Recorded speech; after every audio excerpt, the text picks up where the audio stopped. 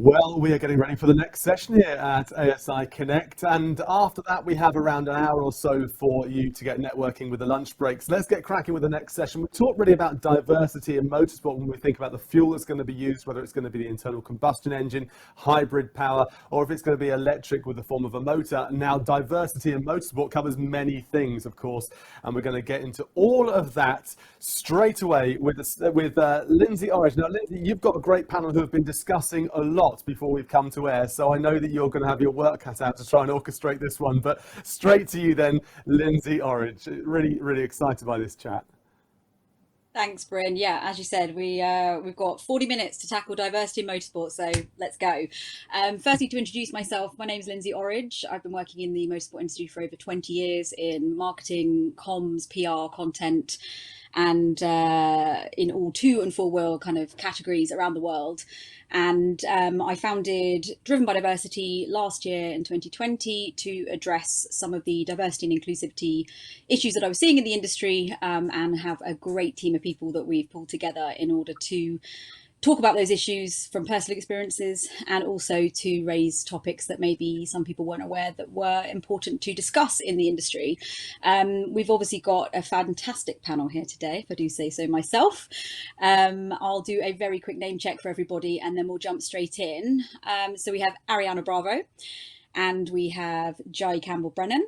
We also have Catherine Bombier, and we also have Richard Morris. So Ariana, I'm starting with you. Yes. You are one of my favorite people in the world right now. I hope you know that. So, obviously all 4 of you, but definitely have a special little place in my heart for you, because you reached out to us at Driven by Diversity last year to say that you were keen to be looking to get into the industry, particularly on the broadcast side of things. And I was immediately struck by how professional you were and how engaging you were. And do you want to tell everybody a little bit about sort of who you are and what you're kind of aiming to get involved with in the industry? Yeah, absolutely. So I am Ariana, as Lindsay said, and I currently co-host the Driven by Diversity podcast alongside Steph Turner, who I'm sure is one of Lindsay's other favorite people. And on our podcast, we speak to guests from a range of underrepresented backgrounds, and we hear about their journey into motorsport and also about their experiences within the industry, considering that they come from underrepresented backgrounds. So that is primarily what I spend my motorsport time doing. And then alongside that, I was also lucky enough to recently host some of the sessions for the Meet the Women of Formula One series that was put on last month by Formula One, Girls on Track UK and Motorsport UK. And that was put on with the hope of promoting diversity and inclusion. And I think it did an incredible job at that, actually. It inspired a whole load of girls, and we've seen a lot of uptake on the Facebook page and everything like that. So I've been kept very busy, which is good. But of course, I do still want to get a lot more involved. As you said, I'm interested in the broadcast and presenting side of things, and I'm hoping for plenty more opportunities to take up my time. Yeah, you've done incredibly well, I think, over the last sort of few months, and getting seen and heard, which I think is part of the battle, isn't it? It's sort of getting a foot in the door. One thing I'd like to ask you is, I think a lot of people struggle with understanding why it is so important to have different faces and to be seen, whether that's behind the scenes or on screen. Would you maybe talk to the point around representation and what it's like for you to maybe not see somebody who looks like you represented in the sort of the job that you want to do, essentially, in the career that you want to pursue, and sort of how that kind of manifests in your confidence or your ability to maybe kind of access the industry? Yeah, so it's an interesting one. Obviously, there isn't a lot of representation from a range of people on screen, and that is not particularly comforting, shall we say. But I also don't feel like it's that much of a surprise, considering the lack of diversity within the industry. So it's not something that shocks me, but it isn't something that sits well with me. I think that it's important to stress I've personally had positive experiences. I haven't had negative experiences that I think have been a result of my gender or my race, but that does not mean that there are not issues within the industry and there aren't things that we need to address. And I think that the on-screen coverage and content is hugely, hugely important to that. because that is the first thing that people see when they engage with motorsport. You see the TV coverage or you see content online. And if you are from an underrepresented background and you're looking at that content and you don't see anybody that looks like you or anybody that comes from a similar background as you, you're not going to feel like maybe this is the right place for you. You might not want to engage with the sport. You might just want to, keep it moving and not delve too much deeper into it, even though it's an incredible industry and there are so many people within the sport who do care and are passionate about driving change. That in itself isn't enough. There has to be an active effort towards promoting diversity and making sure people feel included on screen. And I feel like there's lots of work to be done there. And I feel that there's a lot of potential there as well. I think that on screen, I personally am more involved with the Formula One side of things, so I'm not going to speak too heavily on other series and other aspects of motorsport, but I think there are so many more things that Formula One could capitalize on. And part of that, I think, is the lifestyle and personal side of the sport, because ultimately that's what a lot of people engage with. And if you're from an underrepresented background, that's where you're going to see yourself. That's what you're going to identify with.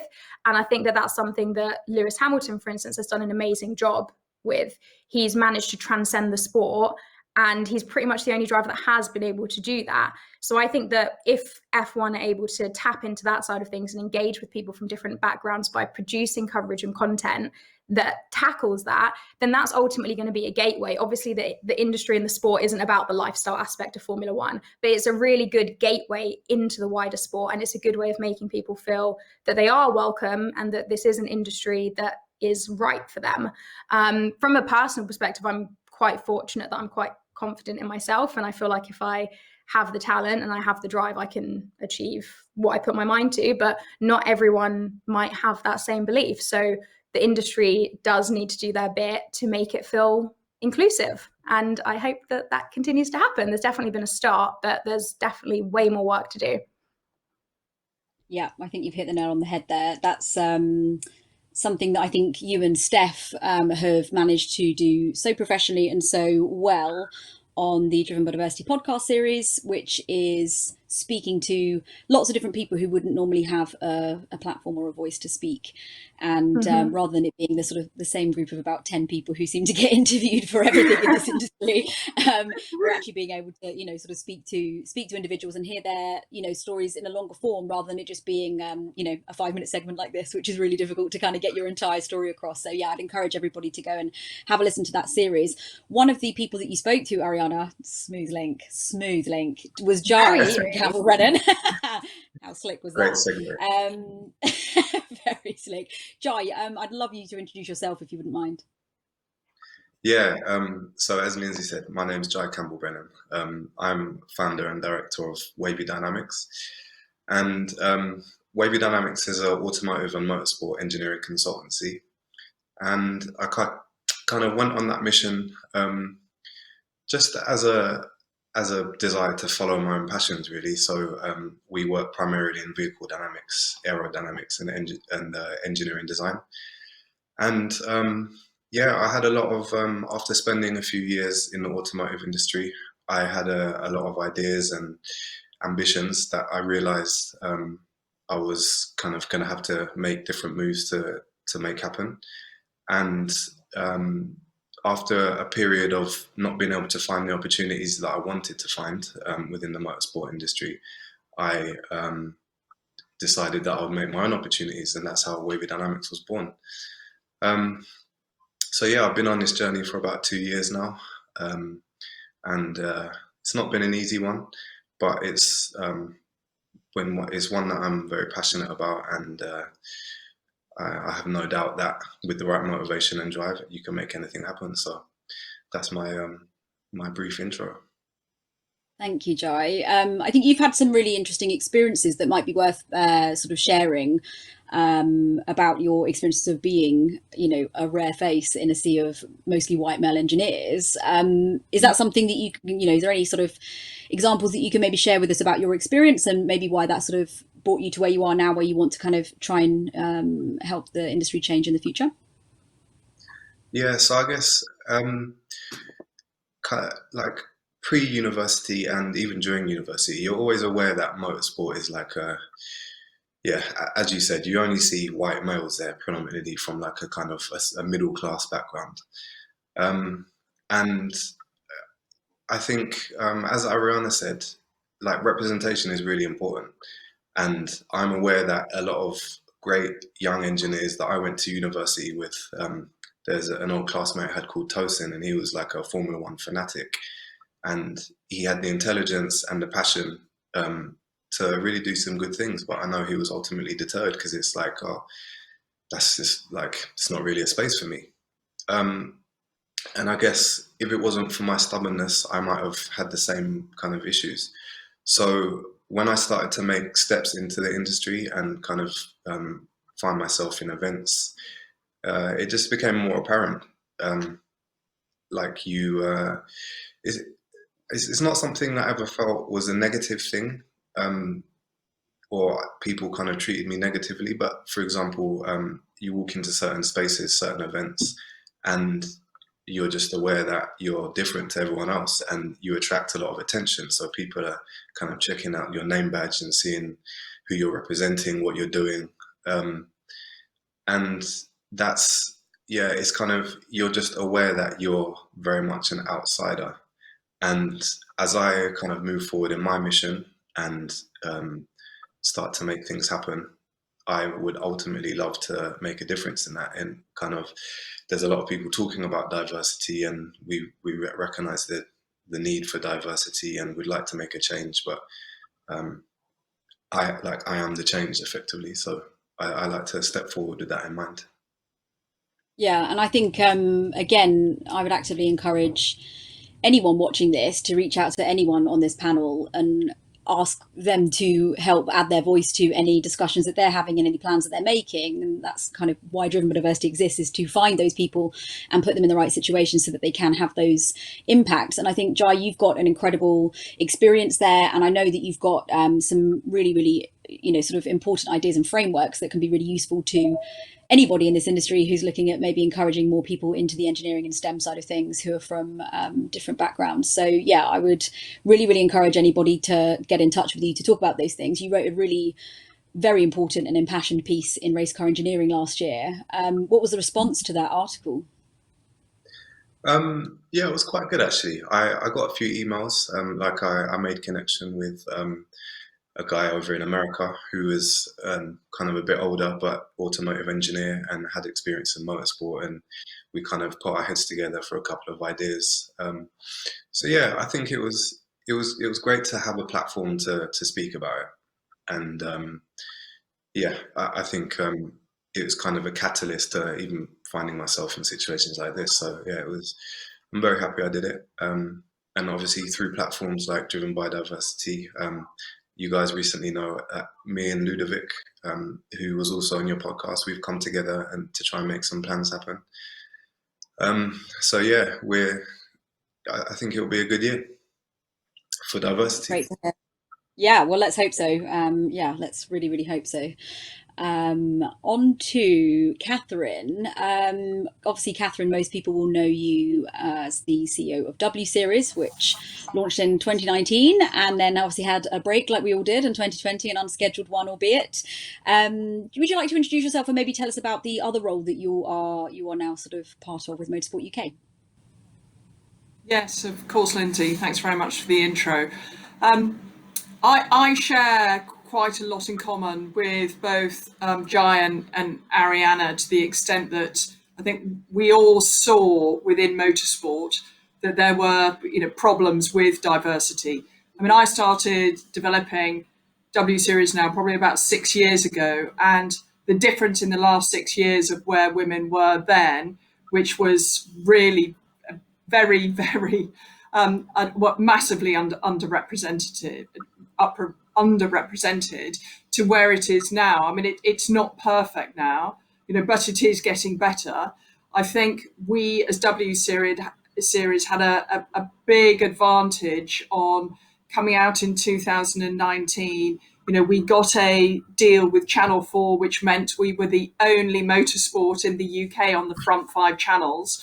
And that gave us enormous publicity and coverage. We became the second most watched motorsport after Formula One.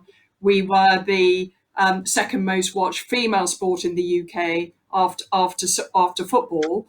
And that is just because of that terrestrial deal that we got. And I think that demonstrates that there are green shoots of hope across, both media, and in sponsorship, that people are commercially starting to come in and support, the female side of motorsport. And that's incredibly important. But to move on to my other role, which is as chair of the EDI committee, Equality, Diversity and Inclusion Committee at Motorsport UK, we really are very committed at Motorsport UK to make and change motorsport in the UK as a whole, to make it welcome to all parts of society. And I think one of the reasons why I was asked to be chair is that there was a recognition by David Richards and Hugh Chambers, the chair and chief executive of Motorsport UK, that we needed to actually do something and not sit round and say, oh, there's an EDI committee. Let's do, we can talk about it a lot and we can push a lot of papers around. And I think that they saw someone in me as probably, a woman who doesn't like chatting so much, but prefers doing. And that is why they asked me to get involved. So we're going to be undertaking some research to just get baseline numbers of where we are. So we know what the anecdotes are. We only know a few. We've set up listening committees for all of our different subcommittees. The wonderful Richard is chair of the LGBTQ plus committee. We're getting a lot of information in at the moment. And once we have baseline data, we can plan what we're going to do in the future and how we can make this sport, this great sport of ours, move from being, as what has been described before, a white middle-class male sport, to being this fantastic sport that truly represents the whole of society. And that, frankly, is of crucial importance for the future success of the sport. We need to make it welcome to everyone. And I wrote his name down, Tosin. The last thing that I ever want to hear is that someone like Tosin is being put off entering into motorsport because he doesn't see himself represented. Therefore, he doesn't want to get involved. We have got to change what we look like, because if you can't see it, people don't think they can be it. And we're not going to achieve everything in a year. It's going to take us a long time, but that there's a lot of effort that will take place in the next few years to make that change. Absolutely. And I think that's really heartening to hear that sort of we can be reaching to those people and actually sort of having an impact and saying, no, we can find you spaces and we can make sure that you are accepted. Because I think sometimes we are guilty of being in our own bubble in the motorsport industry and thinking that we're all wonderful and patting ourselves on the back because we make cars go round and round quite quickly, and that's all fantastic. But there's more work to be done for sure, by not just expecting people to assume that they are welcome and actually actively telling people that they are, and actively showing people that they are, and showing that they are inclusive spaces, which I think is something that's not really been actively pursued in the industry, certainly not in the 20 years that I've been in it. So that's fantastic to hear. Thank you, Catherine. I'm going to move swiftly on to Richard, your colleague at Motorsport UK. Richard, would you like to introduce yourself and tell us about all the wonderful things that you're doing with Racing Pride and with Motorsport UK? Yes, thank you for that introduction. I'm Richard Morris. I'm an openly gay racing driver competing in a Praga R1 prototype in this year's Britcar Endurance Championship. As Catherine mentioned, I'm on Motorsport UK's EDI committee as the LGBTQ plus group chair, and I think that's a really important initiative and great to see a national governing body looking to do something in this area. And like Catherine, I'll be hoping to make sure something really does happen. And I'm also co-founder of Racing Pride, which is what I'd like to talk most about here. Racing Pride, for those who don't know, is an innovative movement that we developed in collaboration with Stonewall UK, which is a leading LGBT charity, to positively promote LGBTQ plus inclusion through motorsports, and we launched that in mid-2019. Our aim is to support inclusion across all forms of motorsport and all roles within the sport, both within the UK and increasingly internationally, as well as in the broader industries associated with motorsport. And ultimately, we want to use motorsport as the platform to promote LGBTQ plus people and embolden LGBTQ plus people in broader society as well, because it's a sport that has a huge fan base and a great international reach. And we not only want to reach out to them to include them more in the sport, we also want to use the platform the sport has positively. We want to provide visible role models within the sport for the LGBTQ plus community, education and awareness for participants and fans, and a means for people within the sport, and I think this is important, to show their support for the LGBTQ plus community, to show that they want to be an inclusive sport. And that's an important part of Racing Pride as an initiative. Racing Pride's made up of a network of ambassadors and partners. So our ambassadors include drivers, of course, of which I'm one. I've been in the sport since I was karting as a little kid, and now I'm racing the Praga. But we also have W Series drivers, Sarah Moore, Abby Eaton, and Charlie Martin as well, who last year was the first openly transgender driver to compete in the 24 hours at the Nürburgring. As well as the drivers, though, we also have an esports ambassador in Cami Sturch, and we have ambassadors in other roles throughout the sport, such as our media ambassador, Matt Bishop, who is Director of Communications at Aston Martin Formula One team, and our engineer, Christina Emanuelides, who works as a CFD engineer at Alfa Romeo Formula One team. We have marshals too, officials and volunteers, and I think it's great to provide those kind of visible faces across the sport to start to give that representation, which others have talked about the importance of. We've teamed up with some great partners, organisers and series, including BRSEC, BARC, 750 Motor Club, Formula Student, British University's Karting Championship, again, trying to reach across the sport as far as we can. And we also want to provide educational resources. So we produce an ally pack that people can access on our website, giving top tips.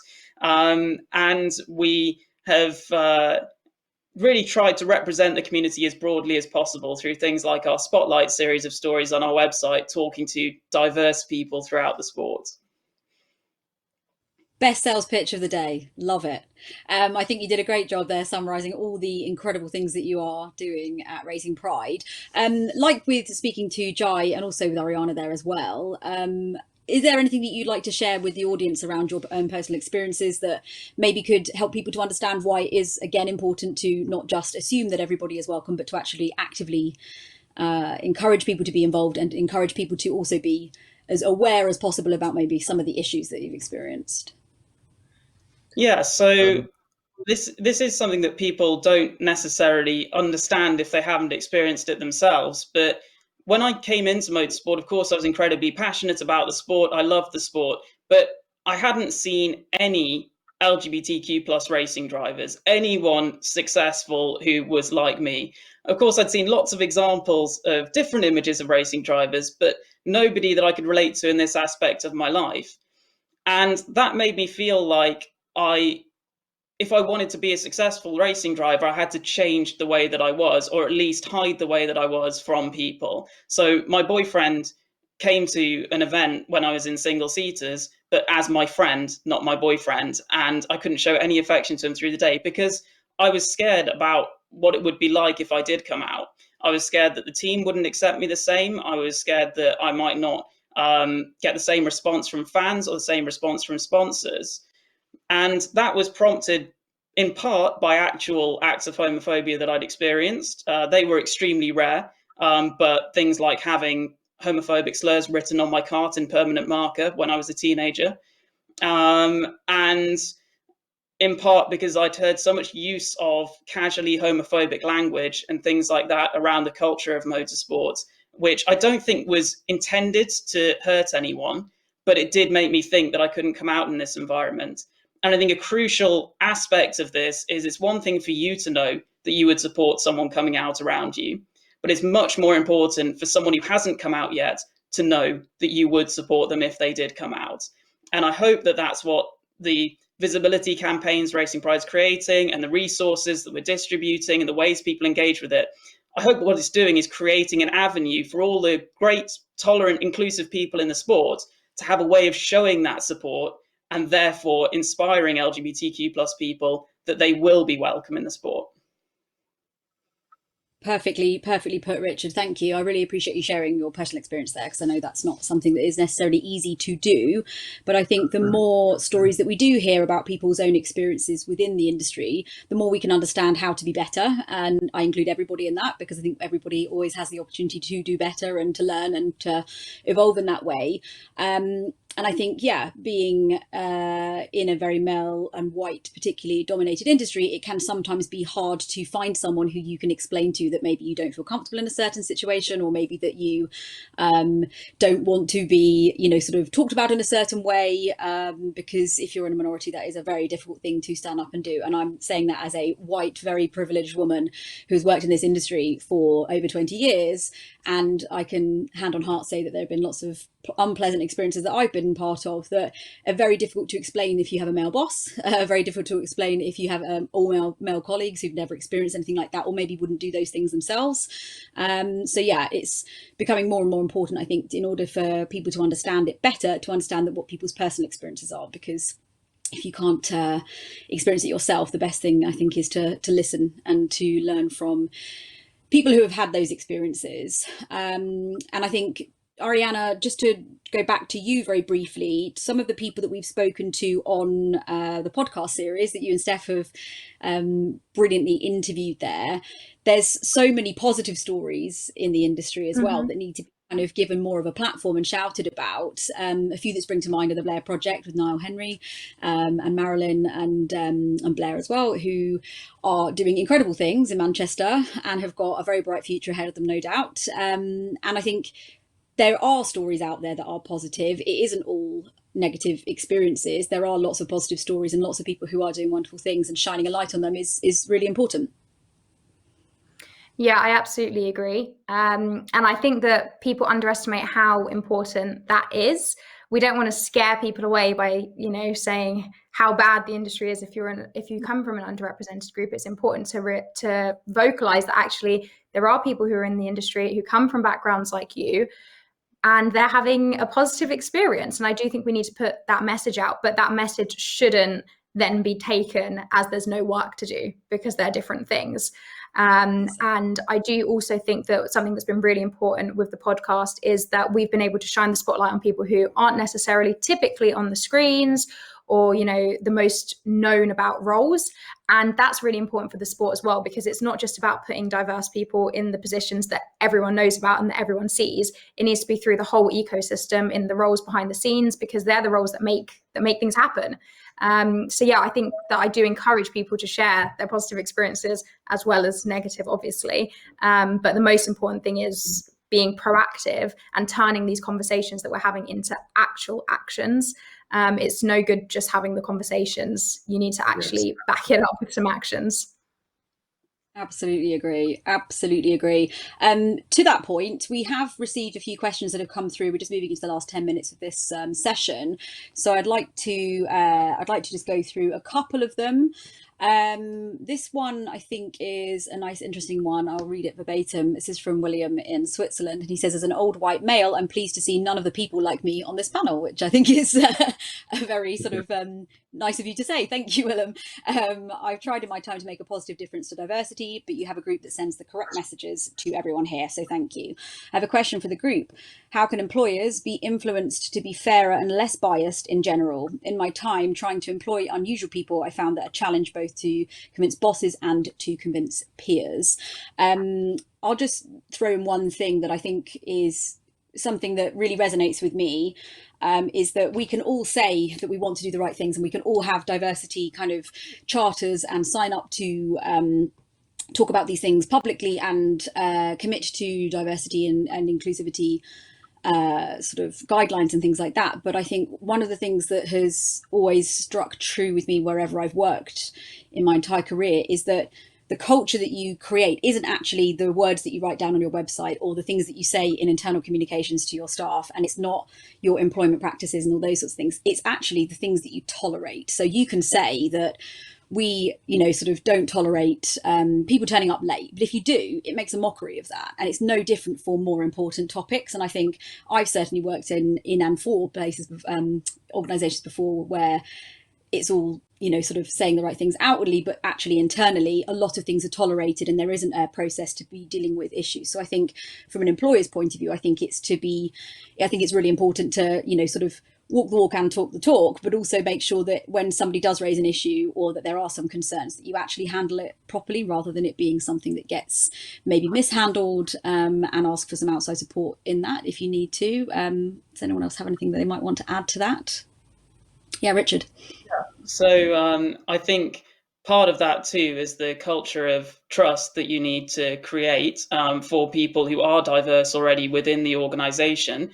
And something that Racing Pride's done, and I think has helped in our area of inclusion, is offering an avenue that people within an organisation can talk to us and express concerns, and we can then work with HR at the organisation to resolve those concerns. Because until you build up a culture of trust within your workplace, people are going to be reluctant about coming forward to you about their issues. They will in time, but you need to build up that belief that you actually are genuine in your motivations. So I think, currently what Racing Pride's done for some organisations is just to be that listening ear that people trust and that clearly has the right motivations to get these issues talked about. Yeah, agreed. Jai, go for it.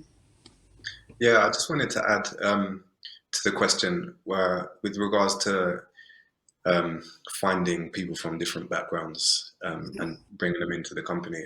I think it's about like one of the problems I've identified is that there are certain routes that are the kind of the more trodden routes to get into motorsport, and those are the ones that tend to only get looked at. So one of the advantages or things to change going ahead is just looking elsewhere and being open to being open to considering a different package.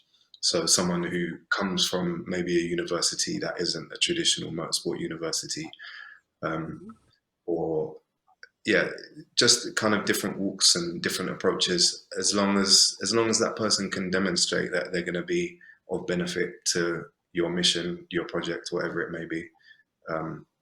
Just be open to different approaches. I think that's one of the big steps, certainly from like a racial diversity. Absolutely. Yeah. Great point. Great point. I'd like to move on to another question, if that's possible, Catherine. I'll come back to you, I promise. We've got a few that are coming through, and I've just noticed we've only got 6.5 minutes to go. So we'll try and squeeze in a couple more questions. This is one that I think was inevitable that would come in. And I know we've all discussed this already previously before the panel, but I shall read it out and I'll add my thoughts. And if anybody else wants to jump in, just raise your hand and I'll go straight to you. Lindsay, I would like to ask the panel of their views on the inclusion of Nikita Mazepan into Formula One. Is this making a mockery of their #WeRacers1 strapline? Personally speaking, as a woman who has been sexually harassed and assaulted during her career and at work in the motorsport industry, I would say that personally it's incredibly disappointing to see somebody perpetuating those types of narratives, and also not understanding that they, as a important figure, have a platform that they should use wisely and carefully. So that's about as much as I want to say on that topic. Does anybody else have anything they'd like to add? No. Good. Let's move on. So we also have, this is a good question here, and I think, Catherine, this would be one that is really good one for you. I'm just trying to find it. Where did it go? There it is. This is a question from Sarah. Thank you, Sarah, for asking this. How do you think Formula One needs to change to become more accessible and engaging to young people and women in particular, who often don't have the resources and connections to attend events such as Silverstone, and often feel unwelcome as a fan. And I think on top of that, there was another message that came through as well that is linked to it, Catherine, and I'd be really interested to hear what you have to say on this, around how we can help drivers like Chris Palmer and Alice Powell and others to have a sustainable career, and actually getting them into a place where they can, look for sponsorship and actually secure it so that they can actually have a future career. Wow, you've just raised so many questions there. Go. I mean, it's sort of difficult to know where to start. So just on the amount of money that it costs going to get to Silverstone, I mean, that is part of diversity, because that's to do with accessibility into the sport. And that is about, the BRDC charging a huge amount of money to go, because they have to recoup, some of the money that they have to pay to F1. F1 is a business that is run by private equity, and therefore the raison d'etre is to maximise profits. So I think that money is a problem going to F1, but what I would encourage people to do is go to lots of other fantastic motorsport events that are around the country. I was at a BTCC event last summer and really enjoyed it. And I know that it was impossible for normal crowds to get there, but I would encourage people to think of motorsport as being, sort of much wider than Formula One. Going into how women have interacted with Formula One. Historically, I think the problem with the pit girls was that was the most visible way that women were represented in Formula One. Move forward a few years and the world has changed completely. So in our second year of racing, we are now on the Formula One platform. I mean, it is absolutely extraordinary that W Series has been welcomed in the way that they have. All of our 8 races are at Formula One weekends now, and I think that is a recognition by Formula One that they have to stop being so male in a way. They obviously want women to be racing in Formula One, but given the fact that it's 45 years since a woman has raced there are some deep-rooted systemic reasons why that is not the case. And that moves on into, discussing, the Alice Powells of this world, who before she joined W Series hadn't raced for 5 years. And the travesty of that was that she to get points in GP3. So something was wrong with women in motorsport, and that was because the money at that time wasn't following them, because I think the money generally followed people that they thought would get to the highest echelons of motorsport. And because that hadn't happened, it became a self-perpetuating prophecy. And the reason why W Series was set up was just to positively disrupt that whole pathway into Formula One. Now, I'm not saying we're going to get one of our drivers into Formula One in the next 3 years, but hopefully in the next few years, one of the youngsters will be testing as much as every single boy from the age of 10 thereafter, and thereafter have as much time in the car as the boys turning into men do. And I think that's been one of the problems, that women have just not been able to find the cash and the money.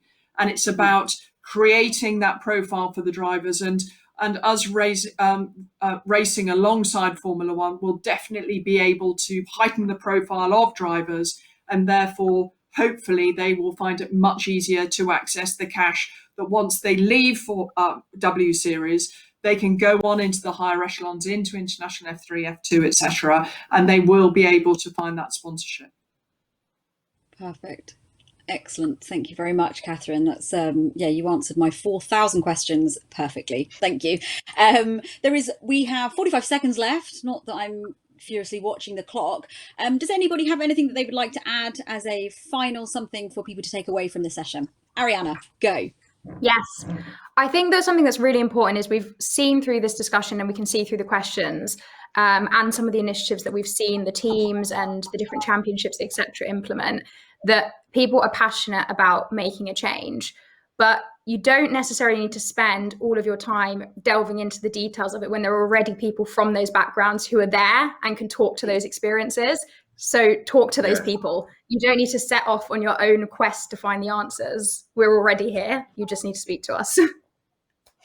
With 2 seconds to go, she nailed it. Thank you very much, everybody. And thank you for all the questions. We had a few more that I couldn't get to, but I think that was really, really useful. And I really appreciate you all for spending the time having a chat with us today. Thanks. Pleasure. Lindsay, thank you very much. Lindsay, before you dive off, thank you very much to the panel. It was really, really fascinating to get all the opinions. Richard as well, thank you so much for being so open and honest about where you've been as well, because I think on a forum like this, it can take a lot of guts to be quite as open as honest. So thank you. But Lindsay, it strikes me when we're talking about diversity that we're trying to highlight something that, you know, how do we make motorsport and the industry that we're in more diverse, without doing it in such a way that makes it seem like a sideshow. Do you know what I mean? That it has to be part of the story without it being a sideshow to the story, because ultimately motorsport needs to have the best people in the right place at the right time, irrespective of race, of sexual orientation, anything. It just doesn't matter, because essentially we're all the same, right? That's the way it should be. Mm-hmm. Yeah, and I think that's a really good point. There's a lot to be said for wanting to increase diversity because it's the correct moral and ethical thing to do. But I think we all know, working in this industry, that a lot of decisions are made in this industry because it's a financially savvy decision to make, and also because it protects our future. And I think everything to do with inclusivity and diversity and equality should be baked in from the start from a lot of people's plans here. It shouldn't be something that is just sort of added on and then someone finds a few £1,000s of budget just to kind of make sure that they've ticked that box. But I think the thing to remember in all of these discussions is that we are an industry that largely thrives on, you know, really good decision quality information in tiny you know, very quick decisions that we need to make. And in order to do that, you need to have a better, wider pool of people in order to help get those answers quicker, which will help us all continue to have a career in this industry and continue to, you know, receive funding and sponsorship from people. So, you know, sort of appealing to a wider audience is a no-brainer as far as I'm concerned, because if you're widening your audience, you're widening the number of sponsors who might want to come and pay you as an individual or as a team to actually do what we do for a living, but also widening the pool of talent behind the scenes to actually find a more diverse group of people will mean that we'll have better outcomes and better decisions being made, because that's coming from not just a very, very thin pool of people. And from a talent on track point of view, just one last point is that if you imagine that all we're fishing from at the moment is a pool of white men mostly, yeah, that is mostly who we're fishing for when it comes to talent. And we found Lewis Hamilton and Michael Schumacher and Valentino Rossi. Imagine what we could find if we fished outside of that pool. That, to me, is like surely worth having a go at. Absolutely right. And I think that is a good point to full stop and to end this chat. Thank you so much to Lindsay and to that panel as well. It was fascinating. And I think it's a conversation that we must continue to have over the coming weeks, months and years until we've got it cracked. Right, so thank you very much to all of them there. A brilliant chat there from Lindsay and the panel, so thank you. And if you want to continue that conversation, now is the time, because we're having a bit of a lunch break here. Yes, we'll take an hour or so off before we continue with the next panel discussion.